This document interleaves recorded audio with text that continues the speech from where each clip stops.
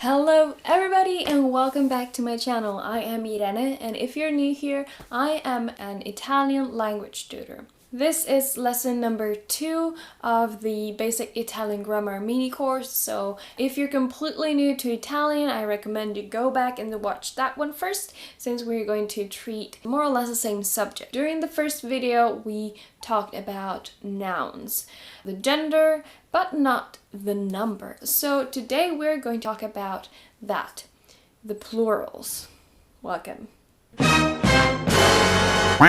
So we already know that Italian nouns can be masculine or feminine. And there's a little tiny group that comes from Latin, from neutrals. I'm gonna talk about it later. Don't stress about it. Masculine nouns are usually divided into three main groups. Those that end in O, those that end in A, and those that end in E, alright? All of these three groups will change the same way to make the plural, which means we are going to take the last letter there. All of these three suffixes are going to become I. Il bambino becomes I bambini. Il tempo becomes I tempi. Lo spazio becomes gli spazi.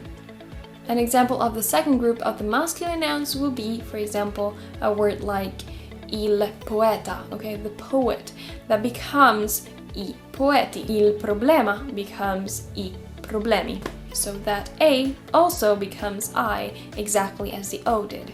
The third main group will be the one of the masculine nouns that end in I, alright? For example, il cane, the dog, okay? Il cane will change exactly as the first and the second group, and will change into I. So, il cane becomes I cani. Feminine nouns are a little bit more complicated. Alright, we have again three groups, those that end in A, those that end in O, and those that end in E, alright? The main group is the first one, the nouns that end in A, so for example, la casa or la strada or la porta. In all of these, the final vowel A will become I, so la casa will become le case, la strada le strade, and la porta will become le porte. I mean, how many examples do you need? Isn't it just easy peasy? The second group, feminine nouns that end in O.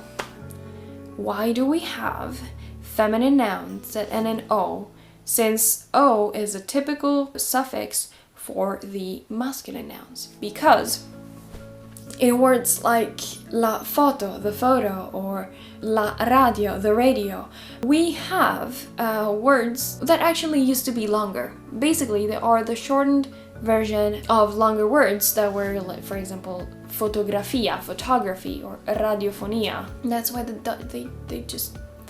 don't change. La radio stays the radio, le radio, la foto stays le foto. Okay, so the only thing that changes there is the article that we're going to talk about during the next lesson. The third group of the feminine words, exactly as the masculine words, is the one of the nouns that end in E, alright? So we have this group of nouns that end in E that can be both masculine and feminine. It's pretty hard to distinguish these two, but with the help of articles, you know, we'll just be able to distinguish all of them. So, exactly as in the masculine that ends in E, the plural we take an I, okay? So, same thing will happen at the feminine form. We will have la ragione, the reason, that becomes le ragioni, the reasons, okay? Le ragioni. Or la passione, that becomes le passioni. We also have one other group of words that are pretty hard to distinguish, and it's the ones that end in a vowel with an accent on top. But when it comes to the plural, it's very easy, because no matter what gender it is, that word, it's just gonna be the exact same. So for example, we will have a word such as la città, the city, that becomes le città. Okay, so it's a feminine and it's exactly the same, singular and plural. Easy.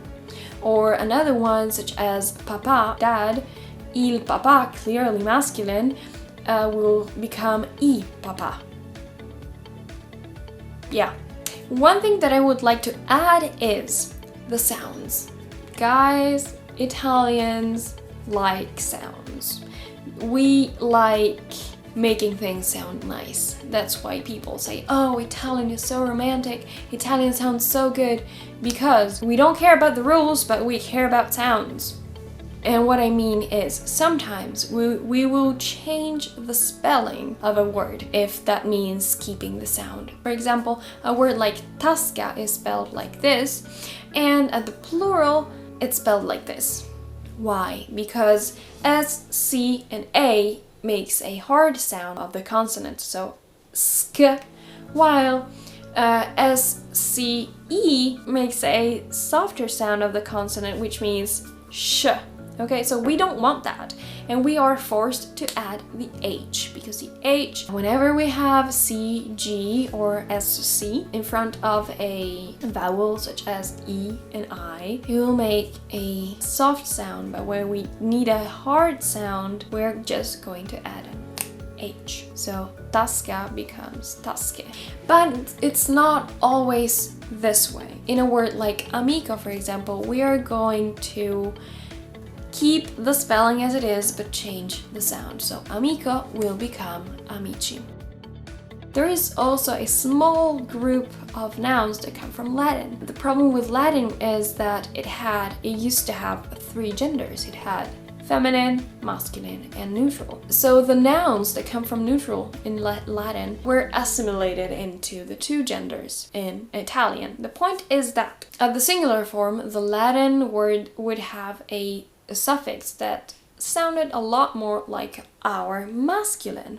So the word at the singular form was assimilated into the masculine in Italian. So, for example, il dito. Irene from the future here. I actually realized that I just used the wrong example. The word for finger, so dito, actually it's part of this group, but it doesn't come from Latin, like from a neutral in Latin. I would take as an example the word uovo, so like egg. That actually comes from a neutral word in Latin, so I apologize for that. So uovo is masculine, but what happened was that the suffix of the plural in Latin was actually a, which in Italian sounds a lot more like feminine. So what happened? L'uovo Masculine becomes le uova, which is feminine. Do you see? Do you see how these suffixes actually look like the Latin ones? But they were forced to melt into the 2 genders. So yeah, but you know what? You don't need to know this by heart. It's just good to be able to recognize it. I bet that when you start practicing and you start talking to native speakers, you just get used to it. So this is it for today's video, guys. I really hope that you find this lesson useful and informative and that you learned something new. So if you did, please leave a like, comment down below if you have any questions, and subscribe in order not to miss any future videos. So yeah, once again, guys, thank you so much for tuning in and spending some time with me. And yeah, that is it. I'll see you next time. Bye!